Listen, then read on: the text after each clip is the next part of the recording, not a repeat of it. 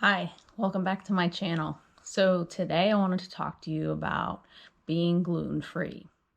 So when you say gluten-free, a lot of things probably pop to your mind like, oh, that's just some trendy diet for people that were trying to lose weight, or oh, that's fake. Like people can't really be allergic to gluten. But I'm here to tell you that I'm gluten-free. I've been gluten-free for 12 years, and it was a little weird and scary at first, but honestly, it's saved my life. So I wanted to get into some of the, I guess, rumors behind being gluten-free. I think a lot of people nowadays know that it's legit and that people really do have an allergy to gluten. But I do want to set the record straight. I know a lot of people in my life know I'm allergic to gluten, but I don't know if they even know what it is or understand why I went gluten-free and why I still am and why I can't cheat and, you know, just a little bit here or there, or what have you. So that's what I wanted to kind of talk about in this video. So a lot of people went crazy a few years ago with gluten-free fads. They started doing gluten-free diet, thinking they were gonna, lose weight or cut carbs, or that gluten-free was, I don't know, a better alternative in the sense of weight loss. Most gluten-free products, I'm not gonna lie, are the same amount of carbs, if not sometimes more, than a regular slice of bread or pretzel or what have you. So it's a common myth. And I know it got, super popular, and a lot of people maybe still are trying to be healthy and they order gluten-free. But there's a lot of people out there that legitimately have this disease. Celiac disease is really the name of it. It's an autoimmune disease. So if you're not familiar with autoimmune diseases, you're probably more familiar with type 1 diabetes, lupus, rheumatoid arthritis. 2.5 million Americans are walking around unaware that they're allergic to gluten. So what is gluten? Gluten is found in all types of different wheats, barleys, grains. It is the protein that holds that grain, that bread, it binds it together. So, it's what makes pizza really delicious and doughy and just, yummy. And, everyone loves pizza. It's what holds breads together. Otherwise things would just kind of crumble very easily and fall apart. How celiac disease actually works is, so a healthy autoimmune system, like most people, goes through its day-to-day routine, and it protects you against viruses, and it protects you against getting sick. And when you have an unhealthy immune system, especially an autoimmune system that attacks itself, what happens is it actually wreaks havoc on your own organs and your own tissues, and your body literally is physically attacking itself. So the way that celiac disease is diagnosed is you go to a gastroenterologist. They will probably, if not already, have run blood work. For instance, for me, I was anemic for a very long time, and I ate a lot of red meat. As you probably have heard in my other video, I was not like a lean meat turkey chicken person. The meat of choice for me was always red meat, and I could never get enough of it. So due to being anemic, that would probably explain some of the reason why.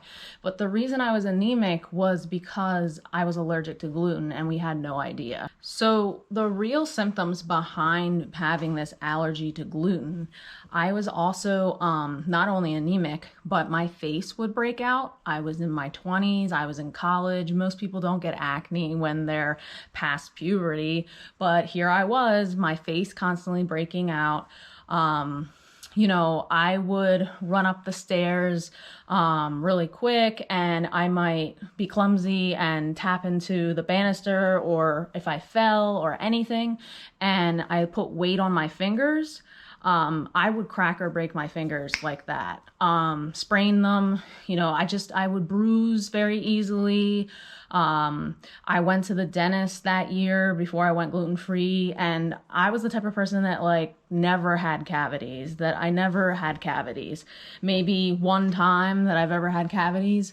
And when I went to the dentist that year, they told me I had 4 suddenly. So, the thing with celiac is the way your body is attacking itself. Your stomach has a lining and a very small intestine called a villi. And what happens is when you eat gluten, like wheats, barleys, certain beers, pastas, anything that's made strictly the regular way with flour and gluten, your body, when you go to absorb that, you're not absorbing the nutrients from that item. It's actually your villi is attacking your body, and instead of absorbing those nutrients, the nutrients just kind of leave your body. We'll just leave it at that. So a lot of people do actually have bowel issues. Fortunately, I didn't have terribly too many. It was more, like I said, the acne, the breaking of the bones, the cavities, and then the telltale sign for me when we really needed to see a doctor. I was in my early 20s, like I said, and I would work my normal day, like an 8-hour shift. I would leave work and come home or be driving home exhausted to the point where I felt like I was going to fall asleep at the wheel. A young 20-year-old that's supposed to be healthy is not supposed to be that tired. And it wasn't because I was partying the night before or anything like that. It was just a normal day at work. So between tests and everything, we were able to determine that, I do have a very small, mild case compared to a lot of people for celiac disease. And at first, I was super upset. I'm a carb girl. I love carbs. And you have to imagine too, 12 years ago, going gluten-free was terrible. There was nothing available really at all. And there was only a few brands. Most people had not heard of what gluten was or even being gluten-free. So supermarkets didn't carry items. Restaurants certainly didn't. It was pretty difficult at the beginning. And now when I go out to eat, I can order that gluten-free roll or the gluten-free pasta, or I can ask for a dedicated gluten-free menu, or I ask someone to change their gloves at Chipotle or another restaurant where I know their menu and how they're preparing the food. I did work there, but I know how the food is prepared, and I understand, how cross-contamination works. Luckily for me, I am not sensitive to cross-contamination. So if I ate a French fry that was fried in the same oil as a chicken tender that was breaded, it's probably not the smartest idea, but it wouldn't really bother me compared to there's some people out there that have skin rashes. They'd have an issue with going to the bathroom. They would just have all kinds of onset symptoms. So people ask me all the time, hey, we ordered pizza or there's donuts in the back. And I'm like, oh, I'm gluten-free. I can't have any. Oh, okay. Or they'll be like, really? You can't just cheat? They're so good, a little bit. Honestly, no, I've done it. In the last 12 years, I was not perfect. There were plenty of times for special occasions or just anything that I wanted to cheat. I'm a foodie. I love food. And guess what would happen? My immune system would not be able to protect me from getting sick, catching viruses, germs. It wasn't strong enough on its own to prevent those from happening. So what would happen is when I would eat the gluten, usually within a few days, if it was cold season, I would catch a cold, and there I was sick because my immune system pretty much depleted and shut down.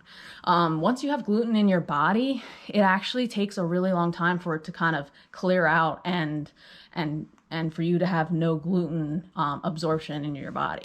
The other thing that was mind-boggling to me was about 6 years ago, my family and I took a trip to Europe. And I had heard some things, you know, through being gluten-free for about 6 years then, about, you know, the foods in Europe and how they don't import any food from America, or if they do, it's like a very small amount. They have very strict laws. You can't really find Hershey bars, candies, processed potato chips, pretty much any like American product. If it is in Europe and the same brand, it wasn't manufactured in America. It was remanufactured in Europe or whatever country you're in, and it's made actually with more wholesome ingredients. So I know this sounds strange. America, we're the best country, like, you know, we're, you know, number one and we should have the best of everything. But that's the biggest issue I've had through this entire health journey for over 12 years. Forget being gluten-free, even before that, is the fact that in America, yeah, you can eat any kind of cuisine. You can walk to anywhere and get any kind of food you want. But all our food here in America is highly processed and mass produced. And it's full of fake, horrible ingredients. I'm not allergic to gluten in Europe. That's what I'm trying to tell you. So in my opinion, am I allergic to gluten? No. I'm allergic to all the horrible antibiotics and, you know, processed ingredients, pesticides, chemicals, all the other stuff that gets packed into our food here in the States. That's what I'm allergic to. Because when I went to Europe, I could eat bread, pizza, croissants, donuts, cookies, anything you can possibly think of that had gluten. I ate it and I didn't feel one side effect. And I was there for 2 weeks. And I ate to my heart's content. And when I got back, I did a lot of research. Europe is not the only place. New Zealand, Australia, there's probably other places too. They have such strict rules on making their products and food almost like organic. The fruit in the streets when they were selling it at the vendors, I had never seen such beautiful, pure looking fruit. The beer even, I hadn't had beer in forever. And when I drank, that beer, because come on guys, gluten-free beer, there was not a lot of options at the time. Now there's like so many different options. It's crazy. I'll do a whole nother video on like my go-to beers and go-to foods. If you guys want, you can comment down below, tell me what you think. But it's crazy. Like the beer, everything there just tasted like I was tasting it for the first time and how it was meant to taste. So yeah, I guess I just want you guys to know that the next time that someone says they're gluten-free or you see that on a box, because they're easily found on labels and boxes all the time now, which is awesome, because before it was like hunting through the ingredients like, hello, does this have wheat? Does this, I don't know what this means. Now it's super easy. They put their stamp on the box, gluten-free. You know what you're eating. It's just, I just want you guys to be aware that celiac disease is real, autoimmune diseases are real. People can really truly be allergic to gluten and it can really affect their body. The long-term effects, there's crazy long-term effects of stomach cancer, colon cancer, coronary heart disease. I could end up with multiple sclerosis. Just because I have this autoimmune disease means I'm more prone to catch other autoimmune diseases as well. Because think about it, your immune system is compromised already, so its defenses are down and it's allowing in more hazards or more dangerous viruses or germs or diseases. So I have to kind of guard and protect myself. So that's really why I don't cheat, why I stick strictly to a gluten-free diet when I'm in the States, and why I wanted you guys to see this video and be aware that the next time a family member, friend, or any coworker says, hey, I'm gluten-free, like this is really the real deal. Like people are allergic to gluten. It's not some trend. It's not some joke. I mean, for some people maybe, but it's really true. Like people really are allergic. And you don't lose weight being gluten-free. Let me tell you that. I gained probably, I'm not even kidding you, in the first 2 years of being gluten-free, like 80 pounds. Because remember earlier, your body, when you have an autoimmune disease, it's not absorbing the nutrients, especially in the villi. That's the villi's job in your stomach. Everything I ate, the nutrients didn't absorb into my body. So I didn't gain weight. As soon as I corrected that and started eating gluten-free and started absorbing everything I ate, the scale went up. I puffed up. But there's plenty of ways to eat a healthy gluten-free lifestyle without adding on the pounds. And that's what I'm working on right now in my journey, is maintaining gluten-free and eating a more wholesome, whole food, plant-based diet. If you guys have any other questions or comments, please comment down below. Please don't forget to like and subscribe. And yeah, we'll tune in next time, all right? Stay driven, guys.